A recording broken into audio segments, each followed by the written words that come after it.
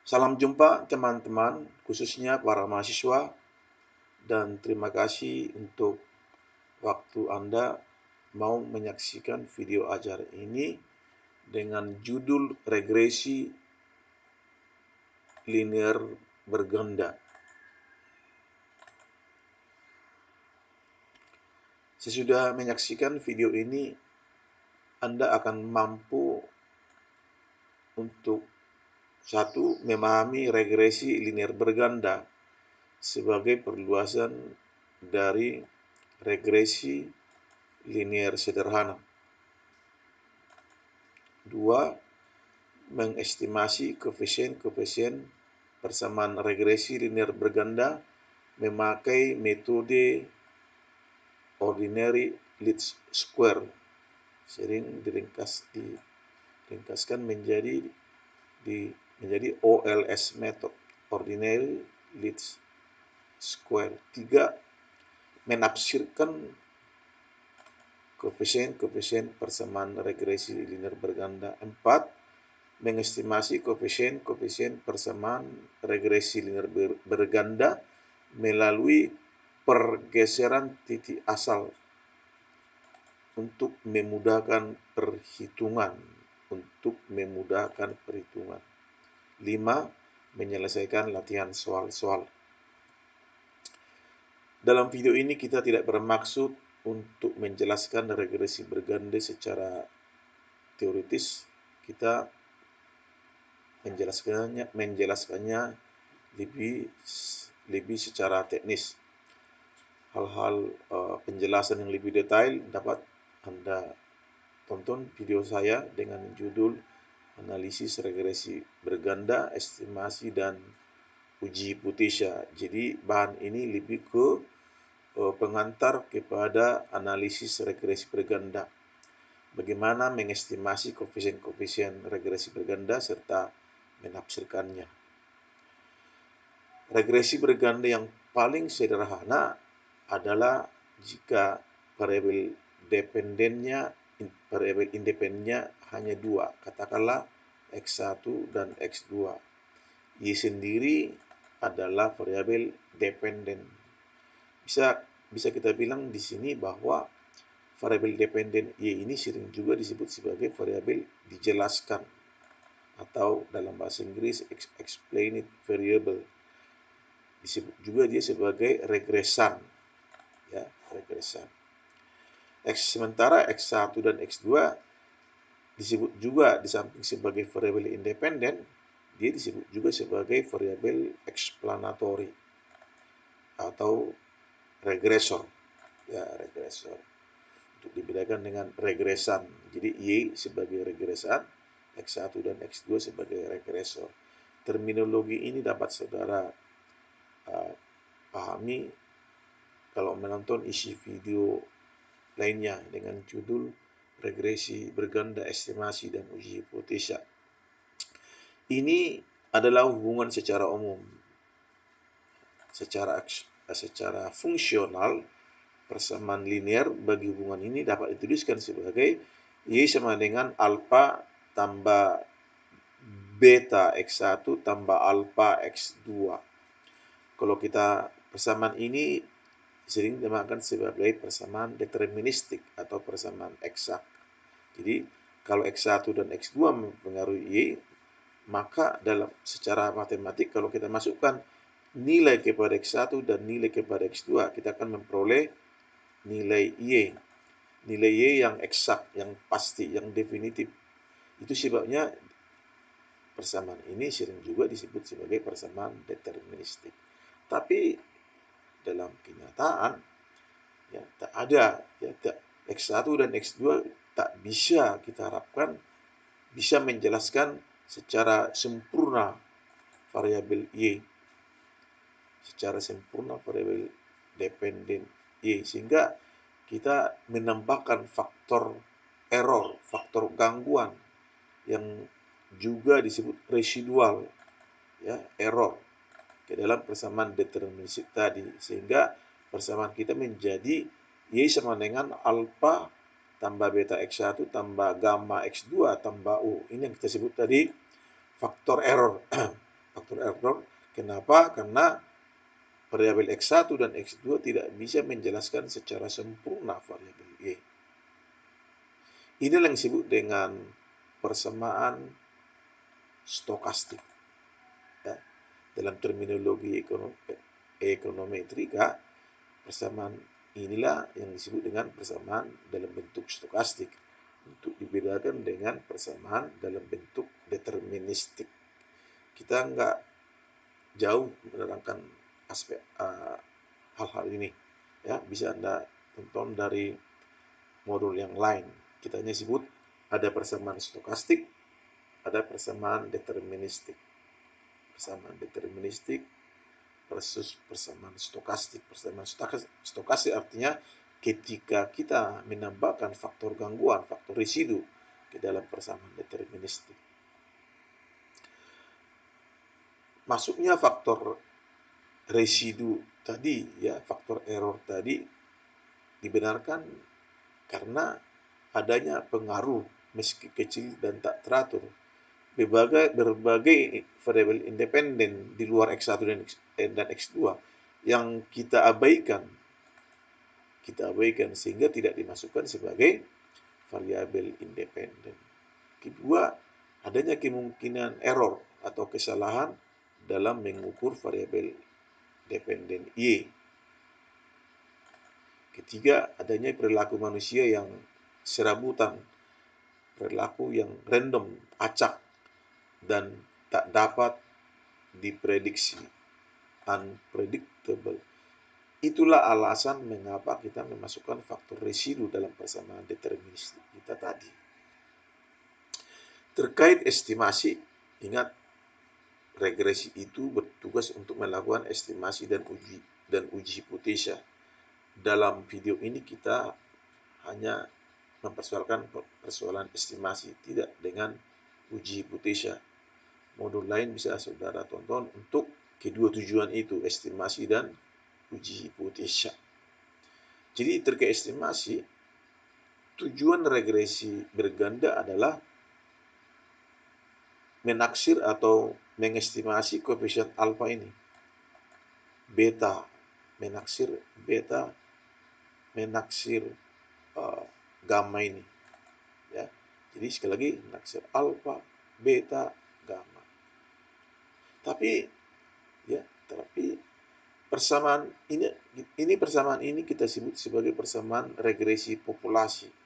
Tentu nggak bisa kita estimasi. Kita nggak pernah bisa memahami populasi. Kita memahami populasi lewat bagian dari populasi itu yang kita sebut sampel. Sampel lah yang kita estimasi, yang kita analisis untuk memahami populasi dari mana sampel itu kita tarik. Jadi oleh karena itu persamaan regresi populasi ini kita tidak bermaksud mengestimasi alfa, beta, dan gamma ini, tapi kita estimasi dia melalui sampelnya yang kita sebut dengan persamaan regresi sampel dengan bentuk persamaannya seperti ini. A, B, dan C. A, B, A. Inilah yang disebut sebagai, kita katakan sebagai estimator bagi alfa, ya, yaitu koefisien populasinya. B sebagai estimator bagi beta, koefisien populasinya. C sebagai estimator bagi gamma, koefisien populasinya. Dan error E simbol yaitu estimator bagi U, yaitu faktor residu dalam persamaan populasi. Sekali lagi, tujuan analisis regresi linear berganda antara lain adalah mengestimasi A, B, dan C. Pertanyaan, bagaimana memperoleh estimator A, B, dan C ini? Beberapa metode untuk mengestimasinya. Salah satu yang paling luas dipakai adalah metode pangkat 2 terkecil yang biasa, dari bahasa Inggris Ordinary Least Square Method, sering disingkat menjadi OLS method. Ya, dalam ekonometrika estimator yang diperoleh memakai metode OLS ini disebut sebagai estimator OLS. Estimator OLS. Ya, mungkin bisa kita tambahkan sedikit bahwa estimator OLS ini adalah estimator yang memiliki sifat blue. Ya, dia adalah estimator terbaik, linear dan tidak memihak, tidak berbias. Ya, blue singkatan dari Betts Linear Unbiased Estimator. Ya, jadi dia memenuhi sifat-sifat estimator yang ideal, yang optimum. Ya, itu dia. Dalam ekonometrika, sifat blue estimator A, B, dan C tadi sering dinamakan sebagai teorema Gauss-Markov. Gitu. Kita lebih jauh untuk menerangkan hal ini. Kita lebih ke teknis, ya. Pendekatan kita lebih teknis dalam menjelaskan regresi linear berganda. Setelah ini menjelaskan bahwa sifat blue tadi, ya, dalam konteks begini, dalam konteks uji hipotesa. Ingat dua tujuan regresi, satu estimasi dan uji hipotesa. Jadi dipenuhinya sifat blue, ya, membuat koefisien-koefisien yang kita peroleh itu, ya, sebagai blue yang terbaik, Betts, dan pula tanda koefisiennya positif atau negatif sesuai dengan teori. Misalnya kita memperoleh koefisien hubungan harga dengan penjualan sebagai hubungan yang negatif, karena kita tahu harga barang turun, penjualan barang naik, atau sebaliknya harga barang naik, penjualan barang turun, ceteris paribus, artinya yang lain-lain kita anggap tetap. Jadi kalau dia memiliki sifat blue, maka persamaan itu dapat memberikan penjelasan, explanation, dan prediksi atau forecasting, yang justru esensi dari analisis regresi linear. Sekali lagi, kita tidak bermaksud menjelaskan ini lebih jauh, tapi bisa kita katakan sebagai pengantar, ada asumsi-asumsi yang harus dipenuhi supaya estimator tadi memiliki sifat blue. Ya, sifat blue. Ya, kita harus menyelidiki apakah asumsi-asumsi tentang error, tentang residu tadi memenuhi asumsi-asumsi yang diharapkan. Sekali lagi kita sampai di situ kita menjelaskannya, kita lebih ke penjelasan teknisnya memakai angka-angka nantinya. Sekali lagi, bahwa persamaan regresi berganda populasi yang kita hadapi itu adalah ini, Y sama dengan A alfa tambah beta tambah X1 tambah agama X2 tambah U. Tapi kita nggak pernah berusaha, kita tidak pernah dapat menaksir persamaan regresi populasi. Kita menaksirnya melalui persamaan regresi sampel yang dituliskan dalam persamaan ini. Jadi A estimator bagi alfa, beta B sebagai estimator beta, C sebagai estimator gamma. Demikian untuk penjelasan teknis yang serba teknis ini. Kalau kita lepaskan faktor error E dalam persamaan sampel kita ini, maka kita memperoleh apa yang disebut dengan kita menuliskannya persamaan regresi dalam bentuk deterministiknya. Ya. Sementara kita mengubah penulisan Y variabel dependen tadi sebagai dalam statistik yang lebih maju, advance statistics, maka Y yang kita maksud inilah sebagai Y yang ditaksir, yang diestimasi. Dia adalah estimator bagi Y yang kita tuliskan sebelumnya. Sekali lagi, bagaimana mengestimasi A, B, dan C? Kita nggak berteori jauh tentang ini, tapi ada video ajar saya yang menjelaskan detail ya, jalan logika dari proses penemuan formula untuk A, formula untuk B, dan formula atau rumus untuk C. Tapi kita dapat tuliskan bahwa Y yang sebenarnya ini,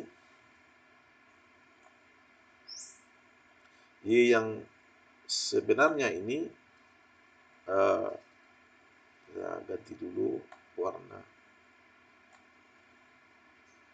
Ada jumlah dari Y yang diestimasi plus error. Ya. Tentu supaya kita memperoleh seperti analisis regresi linear sederhana, kita kan mencoba mencari garis terbaik dari sekian banyak garis yang mungkin menghampiri ya sedekat mungkin faktor-faktor simpangan atau deviation. Ya. Jadi dari persamaan ini kita dapat tulis dengan dalam bentuk lain sebagai E sama dengan Y kurang Y taksir. Ya. Secara keseluruhan E1 tambah E2 tambah E3 tambah EN kita harapkan sekecil mungkin. Jumlahnya sekecil mungkin untuk menemukan persamaan regresi berganda yang terbaik. Ya, serupa dengan memperoleh E1, E2, E3 sekecil mungkin untuk menemukan garis regresi, ya secara grafik tentunya garis regresi yang terbaik. Karena ini kita nggak bisa tunjukkan dalam grafik, karena ini menyangkut sumbu kartesius dengan 3 dimensi. Tapi mengikuti logika dalam regresi linear sederhana, kita dapat katakan kita berusaha memperoleh jumlah E1, E2, E3, dan seterusnya EN sekecil mungkin. Tapi di regresi linear sederhana kita sudah pernah katakan, ada kelemahan dengan menjumlahkan jumlah-jumlah yang demikian, error-error yang demikian. Jadi kelemahannya dapat diatasi dengan memangkat duakan E1, E2, E3 hingga EN, sehingga apa yang kita harapkan sekecil mungkin itu adalah E1 pangkat 2 tambah E2 pangkat 2 tambah E3 pangkat 2 tambah dan seterusnya tambah EN pangkat 2. Ya, dituliskan dalam bentuk notasi sigma. Apa yang kita harapkan itu adalah meminimumkan sigma EI pangkat 2. Bagaimana selanjutnya? Metode OLS yang kita sebut tadi untuk menemukan estimator A, B, dan C. Kita dapat menuliskan persamaan ini dalam bentuk persamaan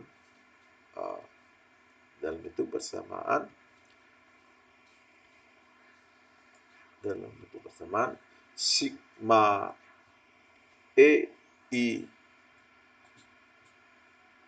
pangkat 2 sama dengan sigma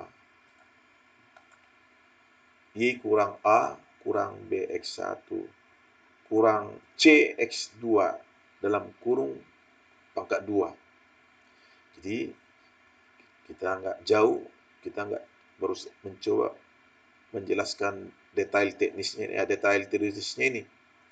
Ya, tapi kita sudah pernah katakan di regresi linear sederhana, ya, dalam meminimumkan jumlah ini kita memakai teknik kalkulus. Ya, teknik kalkulus kita mencari tentu dalam kalkulus diferensiasi untuk optimalisasi kita mencari turunan pertama sigma ini, jumlah ini terhadap A, terhadap B, dan terhadap C. Itu sudah dilakukan dalam persamaan ini.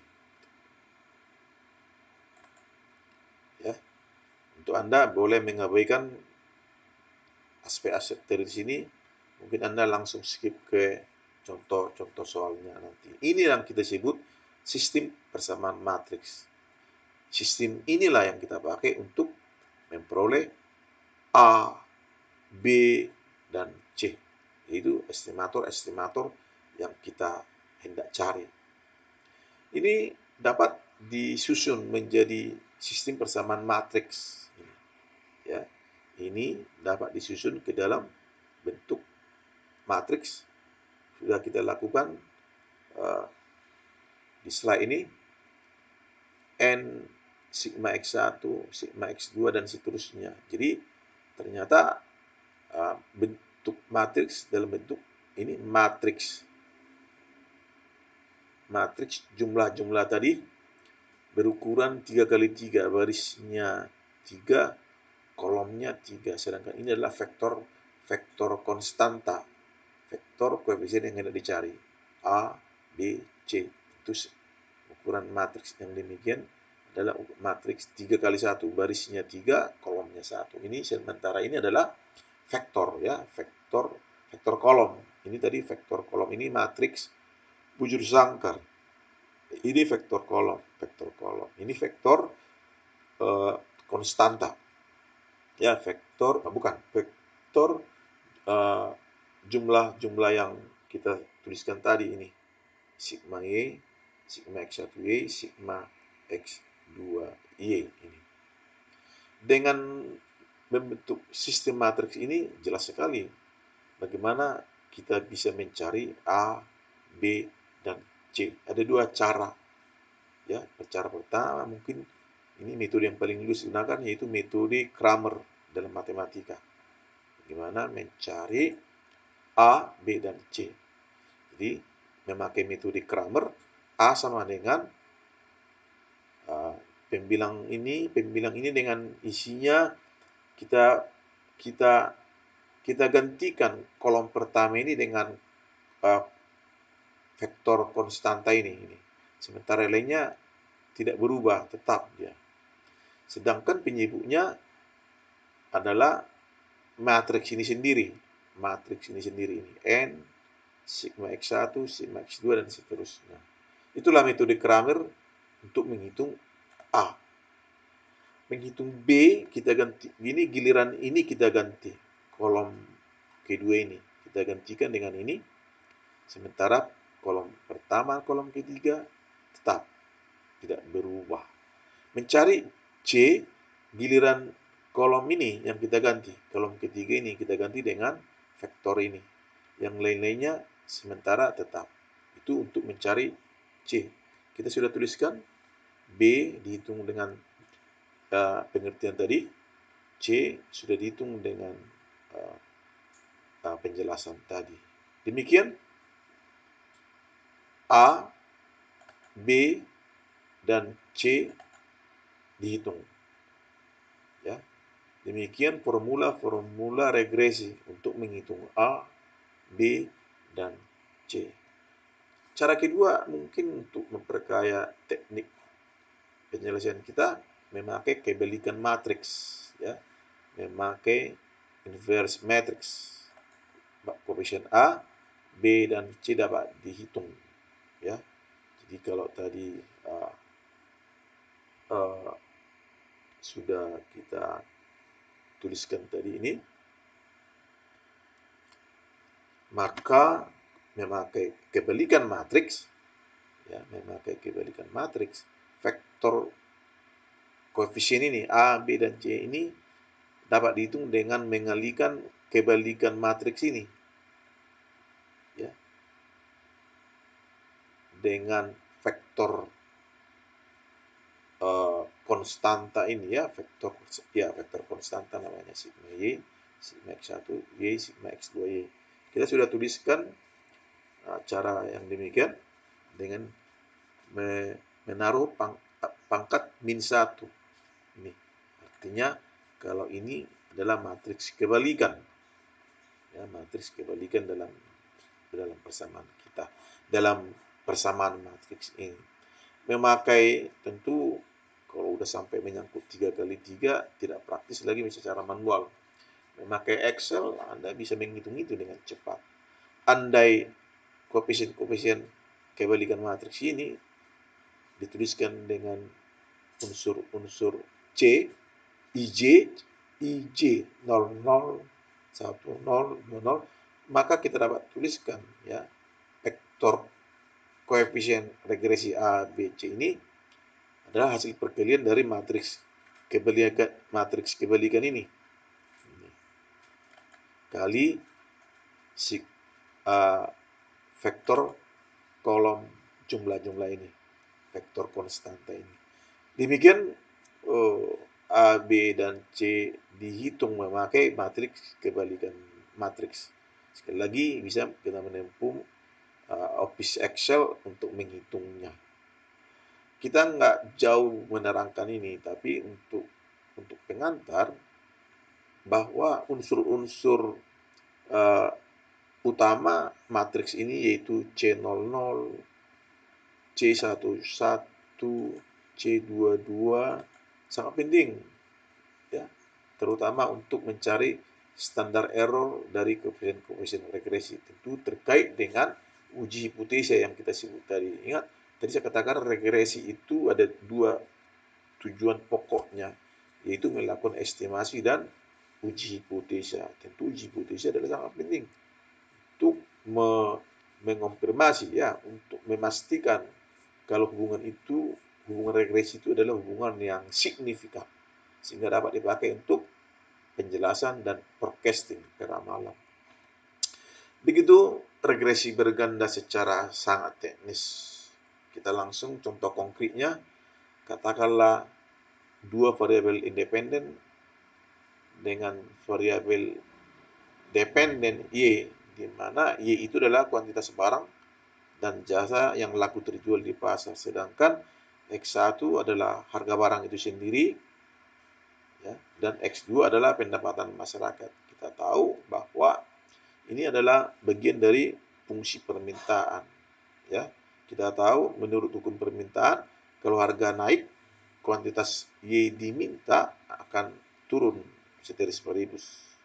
Atau sebaliknya, kalau harga turun seteris paribus, kuantitas barang diminta akan naik. Jadi hubungannya negatif. Tanda aljabarnya negatif. Sedangkan pendapatan, kita tahu kalau pendapatan masyarakat meningkat, maka kuantitas barang Y diminta di pasar akan meningkat. Atau sebaliknya, kalau income masyarakat menurun, maka pembelian barang Y di pasar akan menurun. Jadi jelas arah hubungan X2 pada Y adalah negatif. Positif. Sedangkan arah hubungan X1 pada Y adalah negatif. Ya, ingat analisis hubungan itu menyangkut 3 hal di analisis korelasi dan regresi, yaitu kekuatan hubungan, arah hubungan, dan bentuk hubungan. Kita lagi menjelaskan bentuk hubungan yang berguna nanti untuk forecasting. Ya, baik. Dengan data ini, mula-mula kita susun dulu tabel kerja. Kita mencari jumlah-jumlah ini dengan memangkat duakan X1, memangkat duakan X2, mengalikan X1 dengan X2, mengalikan X1 dengan Y, mengalikan X2 dengan Y. Kita sudah lakukan dalam tabel kerja ini, dan akhirnya kita mencari jumlah-jumlah mereka. Sigma Y 124, sigma X1 129, sigma X2 141, dan seterusnya. Begitu tabel kerja yang kita susun ini. Selanjutnya kita menulis persamaan normal yang sudah kita terangkan tadi. Lalu kita mengisi jumlah-jumlah ini ke dalam formula kita ini. N9 ya. Sigma X1 tadi berapa sigma X1? 129 sigma X1. Demikian seterusnya kita isi jumlah-jumlah yang berkenaan ini. Kali vektor koefisien sama dengan vektor konstanta. Ya. Sekarang kita udah siap mencari A, B, dan C. Mau metode Cramer, bisa kita cari. Mau metode kebalikan matriks, bisa juga.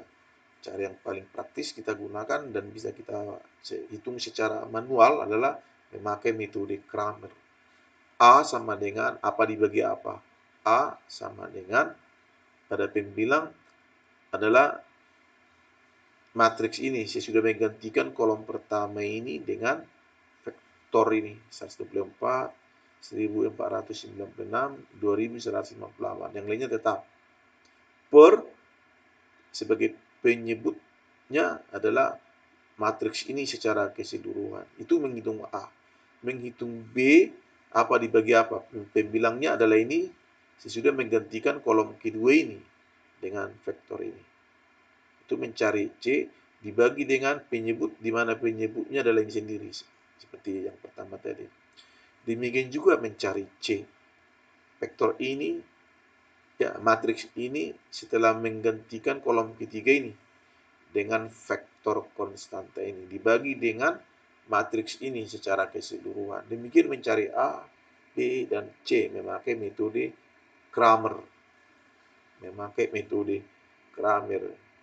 Oh ini matriks kebalikan ini yang kita maksud. A ternyata hasilnya 8,00747. B minus, ya tandanya minus 0,4908. C tandanya positif 0,8131. Jadi persamaan yang kita cari itu adalah ini. Y yang ditaksir, Y topi sama dengan 8,0747 kurang 0,4908 X1 tambah 0,8131. Memakai metode matriks kebalikan, kita tuliskan sistem persamaan ini menjadi seperti ini. Ya, saya memakai Excel untuk menghitung ini, hasilnya adalah matriks kebalikan ini. Tentu mengalihkan matriks kebalikan ini dengan vektor konstanta ini, ya, teknik perkalian matriks tentunya kita pakai, hasilnya adalah ini 8,0747 minus 0,4908 0,8131 ini sendiri. Yang sama dengan metode Cramer tadi. Demikian mengestimasi koefisien-koefisien A, B, dan C. Sebagai apa tadi? Sebagai estimator bagi alfa, estimator bagi beta, estimator bagi gamma. Tadi kita katakan kita tak pernah mengestimasi koefisien-koefisien regresi populasi. Kita menaksirnya lewat koefisien-koefisien regresi sampelnya. Sekarang apa makna angka-angka ini? Ya, dalam persamaan kita kenal koefisien konstanta. Ya, persamaan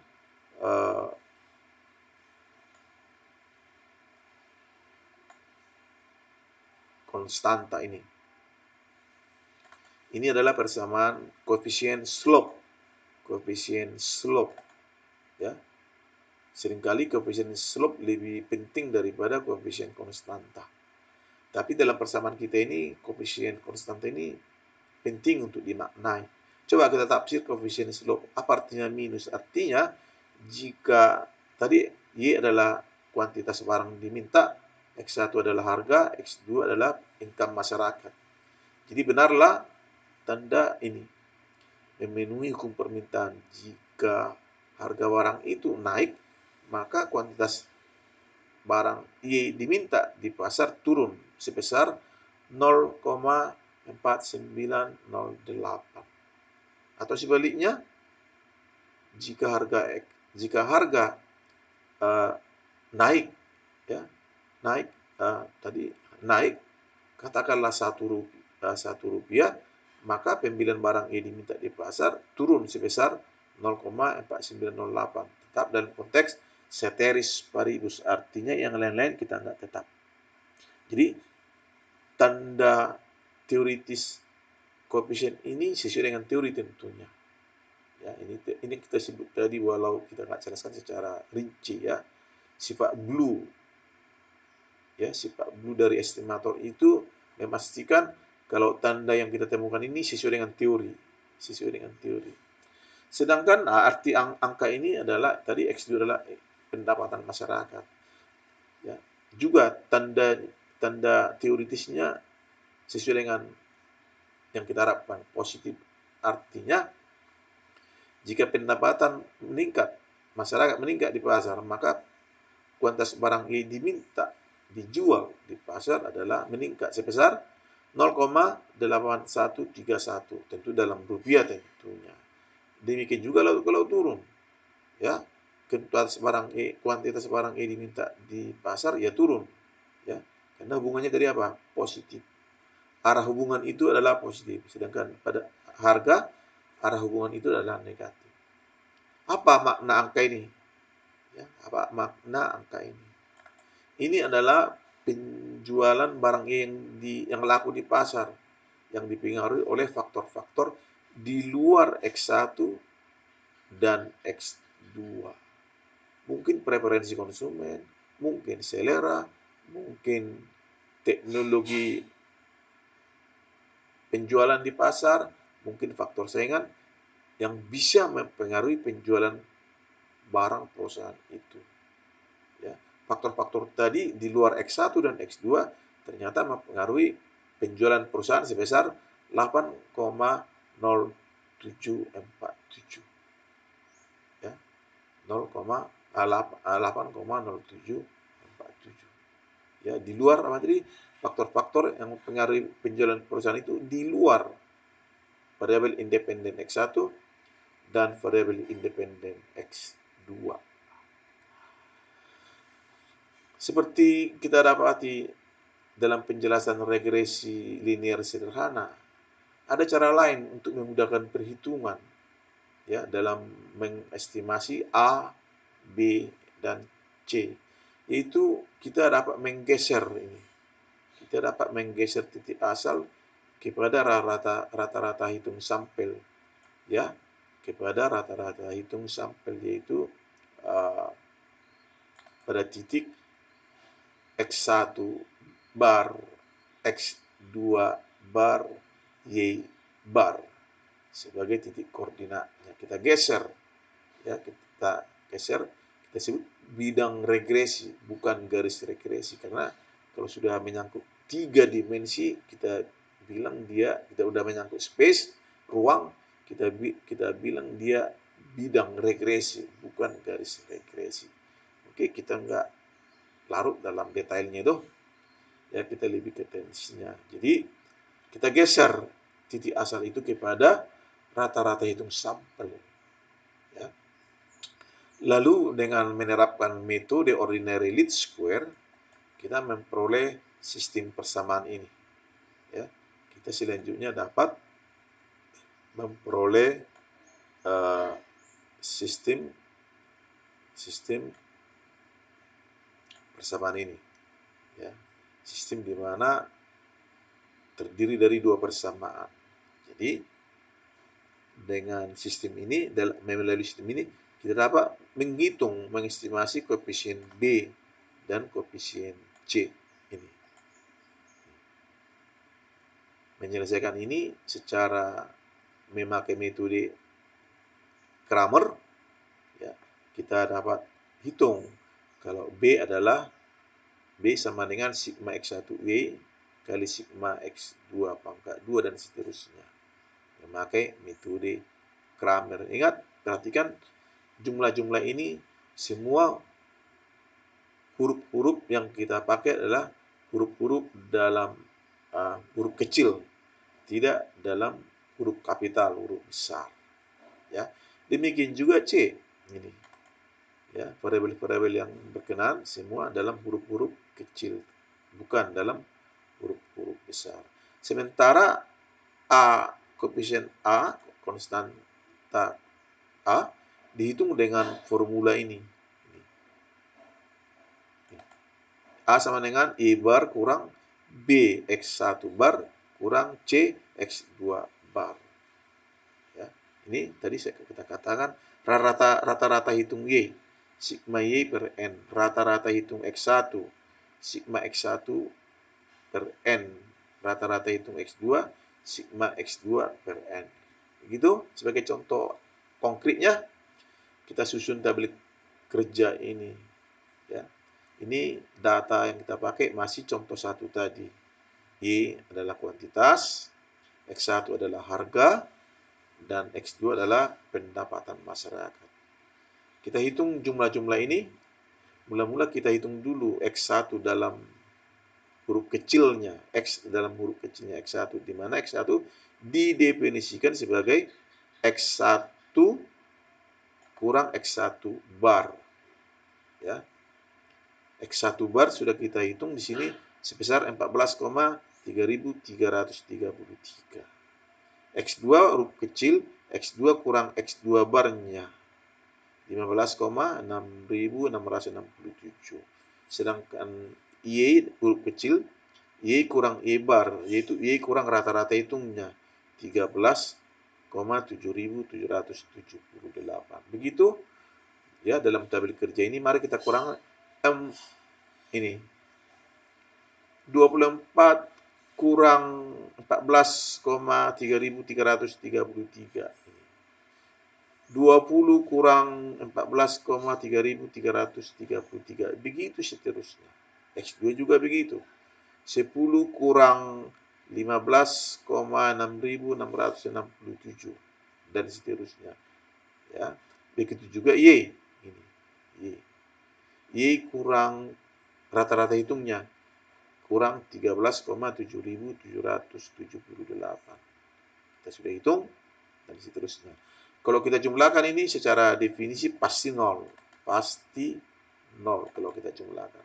Tapi untuk perhitungan untuk pemakaian jumlah-jumlah ini dalam formula kita tadi, kita tidak memakai, yang kita pakai adalah pangkat 2-nya X1, pangkat 2-nya X2 dan perkalian X1 pada Y, X2 dengan Y, dan perkalian X1 dengan X2. Ini sudah kita lakukan. Ini X1-nya dipangkat 2 kan, X2-nya dipangkat 2 kan, lalu X1 dan X2 dikalikan. Kemudian giliran X1 dikalikan dengan Y, X2 dikalikan dengan Y, semua dalam huruf-huruf kecil. Lalu kita memperoleh angka-angka ini. Memakai angka-angka ini ke dalam formula yang kita peroleh tadi, maka kita memperoleh B sama dengan minus 0,4908. C memakai formula tadi. Ingat, ini semua dalam huruf-huruf kecil, bukan huruf-huruf besar. Dan saudara lihat di sini perhitungan kita menjadi lebih mudah daripada sebelumnya. Ya, tapi tersedianya komputer sekarang software statistik, kita tidak terlalu mempersoalkan kemudahan perhitungan ini. Tapi secara manual perhitungan ini menjadi penting, ya, menjadi penting. Jadi C kita dapat 0,8131 dan A sesuai dengan rumus tadi ini, ya, kita hitung hasilnya A sama dengan, kita masukkan angka-angka yang berkenan. A sama dengan ini 8,0747. Maka hasil yang kita harapkan itu adalah Y bar, ya, Y topi sama dengan 8,0747 dan seterusnya. Dan seterusnya. Ternyata hasil ini sama dengan hasil yang kita peroleh sebelumnya. Jadi hasil yang kita peroleh ini dengan menggeser titik asal sama dengan hasil yang kita peroleh dengan formula-formula sebelumnya. Demikian regresi berganda, kita hanya menjelaskannya ya lebih teknis, hanya menonjolkan contoh-contohnya saja ya. Jadi dengan contoh tadi kita sudah lebih jelas bisa memahami bagaimana memperoleh koefisien-koefisien regresi berganda A, B, dan C. Lalu sebagai penutup pembahasan kita, tentu kita adakan latihan soal-soal untuk evaluasi pemahaman kita akan materi-materi yang sudah dijelaskan tadi. Ya, Anda bisa menyelesaikan soal satu ini ya dengan secara manual, angka-angkanya lebih kecil dari sebelumnya. Jadi gampang untuk menghitungnya, untuk merasakan, untuk mengalami bagaimana proses perhitungan koefisien regresi berganda ini. Sudah saya olah data ini, hasilnya adalah Y sama dengan 7,1,5x1 kurang 0,25x2. Tanda aljabarnya negatif dua-duanya. Ya, jadi tanda itu bisa positif, bisa negatif. Anda bisa membuktikan angka ini secara manual tentunya. Soal 2 ya, untuk latihan, untuk exercise bagi kita, ya kita harus mengalami proses perhitungan manual ini. Memakai regresi melalui titik asal, kita peroleh Anda coba mencari B-nya. Itu cari dulu jumlah-jumlah ini. Itu variabel-variabel dalam huruf kecilnya seperti yang sudah kita tempuh tadi. Demikian juga mencari C sesuai dengan penjelasan tadi, dan A dihitung dengan formula ini. Ya, A dihitung dengan formula ini. Itu soal 2.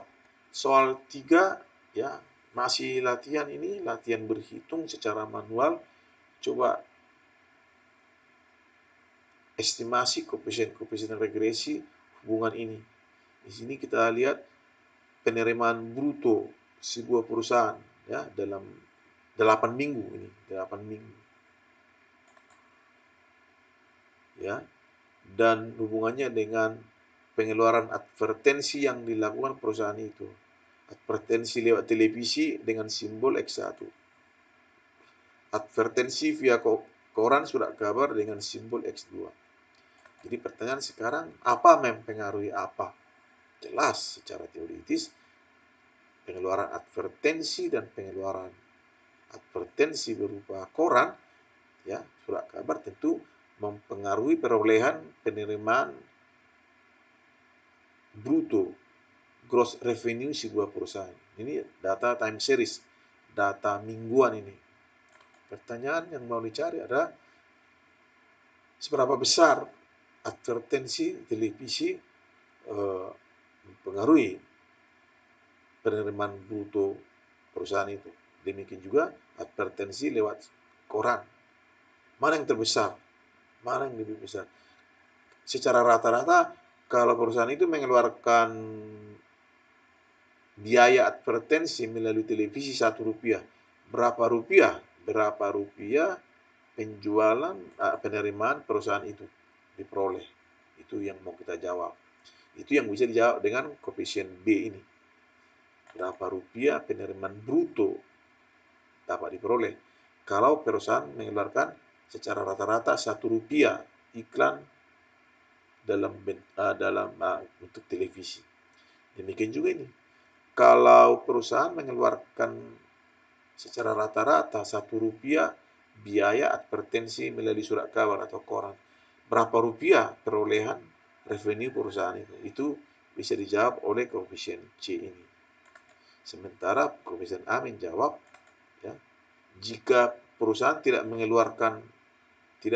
memikul biaya advertensi sama sekali, baik televisi maupun surat kabar, berapa rupiah penerimaan bruto mingguan perusahaan itu? Itu bisa dijawab oleh koefisien A ini. Cobalah secara manual, kita sudah hitung, hasilnya adalah ini. Y sama dengan 83,2301 dan seterusnya.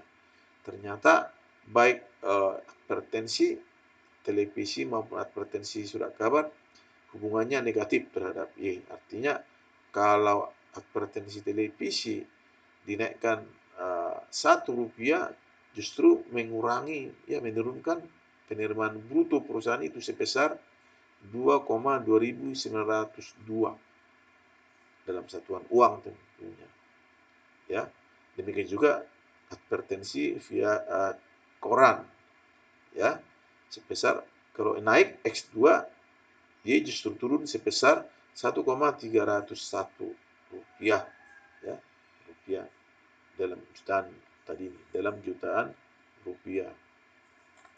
Kita dapat membandingkan kedua koefisien ini. Ternyata ya faktor terbesar yang menurunkan revenue perusahaan adalah pengeluaran iklan melalui televisi, ya, melalui televisi. Jadi ini mungkin mempengaruhi kebijakan perusahaan dalam kebijakan advertensinya, ya, ke sana arahnya, ya, ke sana arahnya. Tadi kita katakan, ya, regresi itu dapat dipakai untuk planning, untuk perencanaan. Sedangkan angka ini adalah angka yang mempengaruhi revenue perusahaan itu di luar advertensi lewat televisi dan advertensi lewat koran atau surat kabar. Demikian koefisien ini diinterpretasi, ditafsirkan. Soal 4 masih sebagai latihan manual kita, perhitungan manual kita, ya, masih persamaan regresi berganda di mana penjualan sebuah perusahaan tentu antara lain dipengaruhi oleh usia pekerjanya, usia pekerja perusahaan itu, dan pendapatan yang diperoleh pekerja perusahaan itu, ya, pekerja atau salesman dalam soal kita ini. Jadi apa mempengaruhi apa? Usia dan pendapatan, usia dan pengalaman penjualan X1 dan X2 mempengaruhi variabel dependen pendapatan I. Jadi dapat kita tuliskan I sama dengan A tambah B X1 tambah C X2. Lalu nanti Anda harus bisa menafsirkan makna arti dari koefisien A, koefisien B, dan koefisien C. Sudah kita hitung memakai software, ya, katakanlah software Excel, hasilnya adalah angka-angka ini. A sama dengan 6,6.369, B 3,939, ya, dan C 0,001. Ya, kita lihat tanda, coba kita perhatikan tanda koefisiennya, ya. Ternyata pengalaman penjualan para salesman itu mempengaruhi income-nya, mempengaruhi pendapatan secara negatif, ya. Jadi kalau pengalaman penjualan meningkat, ya, maka income salesman itu justru menurun, ya. X1 tadi maaf, kalau usianya makin tinggi, berarti semakin tua tentunya secara umum, ya, justru mempengaruhi perolehan income salesman itu. Jadi benar secara tulis dikonfirmasi oleh tanda negatif ini, ya. Makin lanjut usia, makin berkurang income salesman itu. Tidak dengan income. Kalau makin besar perolehan income salesman itu dalam perusahaan di mana mereka bekerja, justru menaikkan penjualan yang diperolehnya di pasar. Jadi tandanya adalah positif. Ya, kalau pendapatan salesman itu meningkat Rp1, justru meningkatkan pendapatan kelima salesman itu sebesar Rp0,001. Ini dalam satuan uang tentunya. Demikian persamaan regresi berganda dalam contoh soal 4 ini. Anda sebaiknya membuktikan angka-angka ini secara manual sebagai latihan saudara. Soal 5 yang lebih complicated lagi karena banyak angkanya, melibatkan angkanya. Anda mungkin secara manual oke saja, secara memakai Excel bisa Anda hitung, ya. Apa mempengaruhi apa, ya. Kembali ini serupa dengan contoh tadi, hanya ini data cross section ini, ya. Sebuah perusahaan menyebar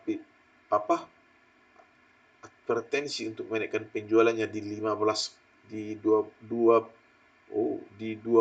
kota, di dalam 22 kota. Ini salah, bukan 15, 22 kota, ya. Jadi di kota pertama misalnya pengeluaran advertensi lewat radio tidak ada, Rp0, koran 40 menghasilkan penjualan perusahaan itu 973 dalam ribuan dolar. Ya, dengan advertensi 25 dolar dalam ribuan, koran 25 melalui koran menghasilkan penjualan perusahaan itu di kota yang ketiga. Demikian setiap kota, ya, perusahaan menerima penjualan setelah mengeluarkan iklan, ya, melalui advertensi radio, melalui advertensi surat kabar atau koran. Pertanyaan yang menarik di sini adalah, jika secara rata-rata advertensi radio dinaikkan Rp1 secara rata-rata di setiap kota, berapa penjualan meningkat? Begitu juga lewat surat kabar. Secara rata-rata kalau dinaikkan advertensi satu dolar, bukan Rp1, satu dolar. Berapa dolar penjualan perusahaan itu tercapai secara rata-rata pada setiap kota, gitu. Kita sudah hitung hasilnya adalah ini. Ternyata hubungannya adalah positif. Jadi menaikkan biaya iklan akan menaikkan penjualan sebesar iklan melalui radio menaikkan penjualan sebesar 13,0807, ya, 0807. Menaikkan advertensi lewat surat kabar koran akan menaikkan penjualan sebesar 16,7953. Yang mana yang terbesar? Tentu pengeluaran advertensi lewat radio menaikkan lewat surat kabar menaikkan penjualan itu lebih besar sebesar 16,7953 daripada advertensi lewat radio, ya, lewat radio. Jadi koran lebih efektif menaikkan penjualan perusahaan daripada advertensi lewat radio. Itu kegunaan angka-angka ini, ya. Itu kegunaan angka-angka ini yang bisa diberikan oleh analisis regresi. Sedangkan angka ini adalah faktor yang menaikkan penjualan perusahaan di luar advertensi lewat radio dan advertensi lewat surat kabar atau koran sebesar 156,4304 di luar X1 dan X2. Ya, katakanlah harga barang itu, faktor saingan, faktor mekanisme penjualan dan sebagainya. Pokoknya faktor-faktor di luar X1 dan X2 yang mempengaruhi penjualan perusahaan itu sebesar, ya, memakai data kita ini sebesar 156,4304. Demikian soal 5. Anda silakan, mungkin opsional ini bagi saudara karena sudah cukup latihan sebelumnya.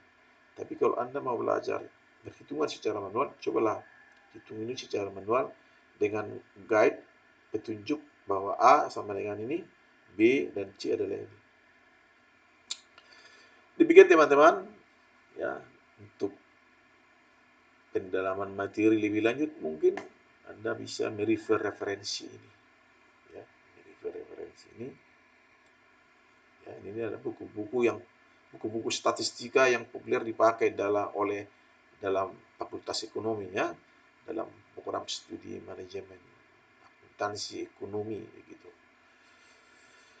Demikian teman-teman, khususnya para mahasiswa, terima kasih Anda sudah menyaksikan video ajar ini. Jangan lupa like, komen, subscribe, dan share video ajar ini.